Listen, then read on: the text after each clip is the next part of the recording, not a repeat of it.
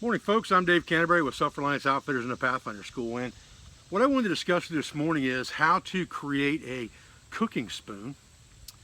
And when I say cooking spoon, I mean a spoon with design intent for cooking. And I recently read a couple books that I want to talk to you about real quick. One of them is called Spawn by Barn the Spoon. And Barn is a good friend of mine from the UK who is just an outstanding spoon carver.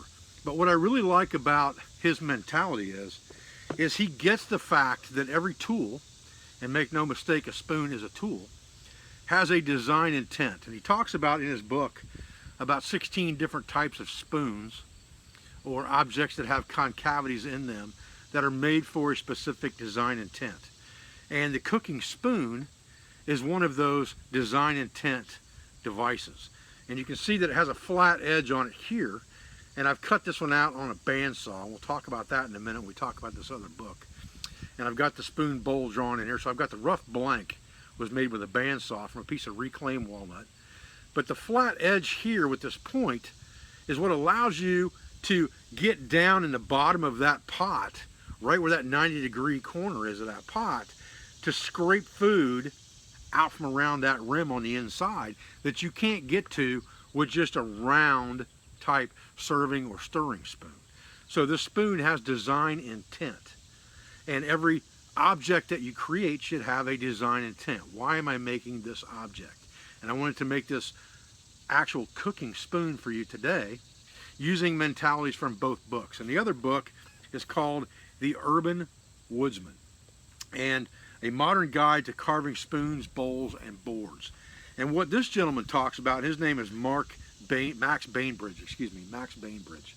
And what he talks about in his book is how to use reclaimed lumber, some power tools that you may have around your shop, along with wood carving and woodworking techniques to make beautiful, usable objects from wood that may otherwise be discarded, trashed, burned, or just laid around to rot in someone's yard where they cut down a tree.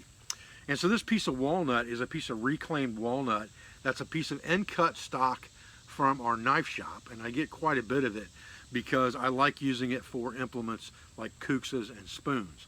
So what I've done is I've cut this blank with a little bit of crank in it, not very much, nothing too drastic. It's got just a little bit of crank. Most of the mass reduction of material and the shaping is already done with just a bandsaw and my eye. I eyed most of this in when I cut it in with the bandsaw. And so now, really all we have to do is carve out the bowl of this cooking spoon, shape the handle and everything the way we want it with our Mora knife or whatever carving knife we're using, and we have a usable object that takes a lot less time because we've removed most of our waste material already with a quick and dirty bandsaw.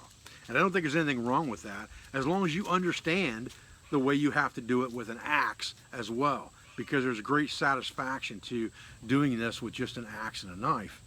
Although if you have power tools, you can make the mass part of this much more speedy or much faster and get down to the final carving of the spoon to make a three-dimensional beautiful object. So stay with me and we're going to finish up this spoon. Now, the beauty of something like this is that really once you get to this point, you've got your waste gone and now you're down to almost the final shape of your spoon. It really only takes a couple of tools to get the rest of the job done that are easy enough to just pack around with you or easy enough to afford because both of them are made by Mora knives. And you've got a Mora 120, which is a short carving knife, and then I have a Mora 164 spoon knife that will take out this material with here.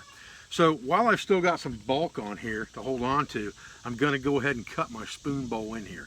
And all I've done is I've kind of drawn the shape of the bowl that I want. And I wrap my spoon knives in brain tan leather. A lot of people have asked me how I put covers on these. There's lots of fancy covers out there on the internet for these things. But I find that just a piece of brain tan leather works about as good as anything else and keeps my edge from getting damaged while it's being stored. So that's what I use. Now, this is a right-handed knife and I'm left-handed, but I've learned how to use this knife ambidextrously to use it both right and left-handed. What you want to remember about carving a bowl and a spoon is that it is no different really than knapping stone. You're creating peaks and valleys. So shaping wood and shaping stone have a lot of similarities, where you create a valley that creates two peaks, you remove those two peaks to create two more valleys, and so on until you get what you want. The one thing you have to remember with this is very much like stone knapping, is that you don't want to get high centered in here, because if you get high centered in here, it's going to be much more difficult to get this bowl nice and clean. And the other side of it is you're going to get step fracturing in the wood, just like you would in a piece of stone that you were carving. You try to run your flakes completely across. It's the same thing with this. What I generally do is I start in the center of my spoon, and I take shallow cuts out of the center first, and I get those out of the way. Now with dry wood or reclaimed wood like this, your carving is going to be a little more difficult on you than it would be if you were using green material, because green material is softer, it carves much faster and carves much better. But the one thing you have to remember with carving a concavity like this, whether it's a spoon, a bowl, no matter what it is, but when you're trying to get a good, nice final shape on something, is that you have to work with the grain of the wood. Even though we've severed lots of the grain here to get our profile with a bandsaw, we still need to work with the grain inside this bowl. So you look at this thing kind of like a clock, and everything from 12 to 3 is going to be cut downhill this way, because you have crank in this spoon. If you try to cut uphill, you're going to lift the grain. So from 12 to 3, we're going to cut this direction. From 12 to 9, we're going to cut this direction. From 6 to 9, we're going to cut this direction. And 6 to 3, we're going to cut this direction. That's going to allow us to follow the grain downhill and get better cuts. And then here at 3 and 9, we can actually get away with going straight across the piece, across the grain just like this, and cutting across the grain. Don't try to get too aggressive with your spoon carving tools right off the bat. Just keep everything fairly even. Keep your fingers tucked out of the way so that if the knife travels clear across, it doesn't cut you.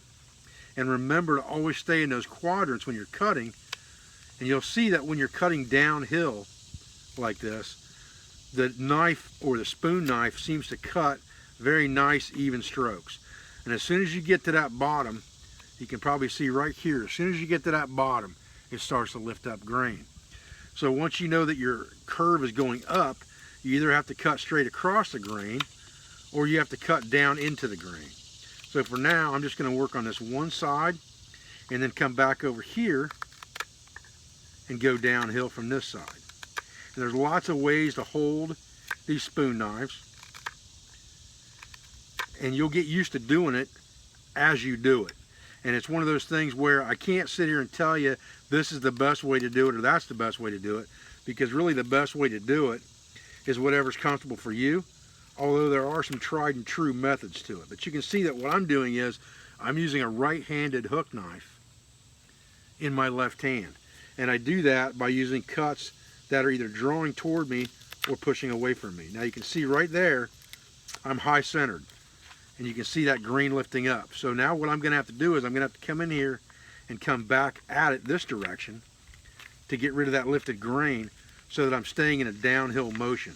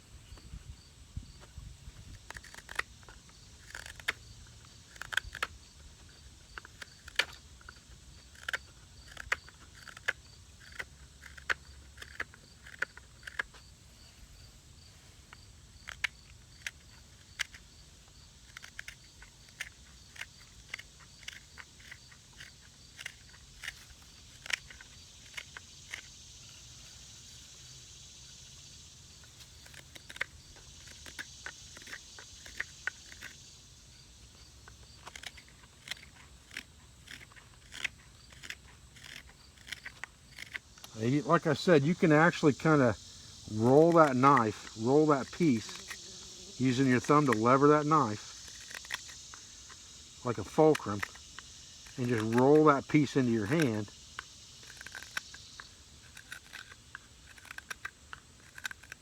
to achieve what you want. Make use of the tools that you have at your disposal. You don't have a left-handed hook knife and you're left-handed, learn to manipulate a right-handed one so that it'll do what you want it to do.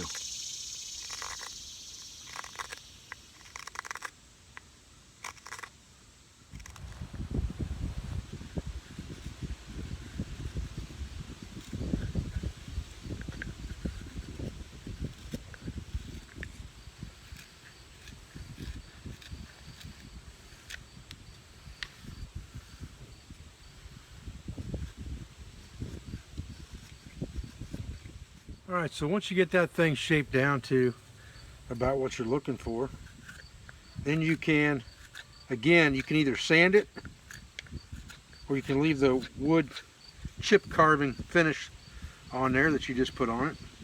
That's up to you. And then oil it with some mineral oil, like I said, and you will have a nice piece of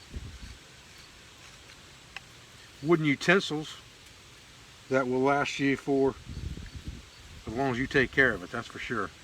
But that is the basic shape and components of the cooking spoon. Again, it's made to get down into the corners of your pots and pans, which is why it has that D-shaped profile. All right, folks, well, I've oiled this thing up now, and it's ready to be used with my Pathfinder bush pot.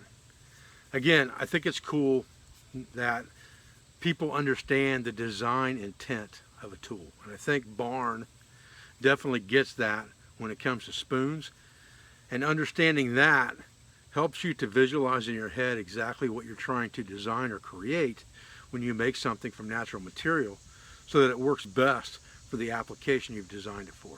I appreciate your views, I appreciate your support. I thank you for everything you do for our school, for our family, for our business, for all of our sponsors, instructors, affiliates, and friends, and I'll be back with another video as soon as I can. Thanks, guys.